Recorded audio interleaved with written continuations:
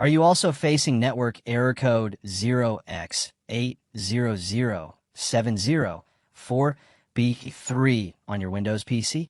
This usually pops up when you try to connect to a network, join a shared folder, or use certain online features, and it keeps blocking you.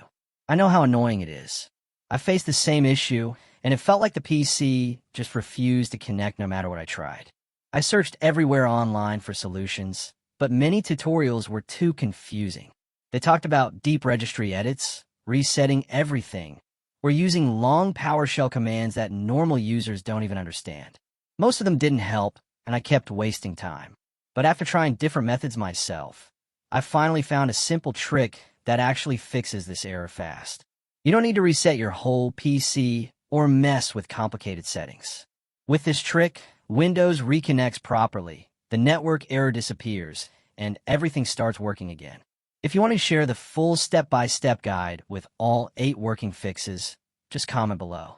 I'll explain everything in the easiest way so you can solve the 0x800704b3 error without stress.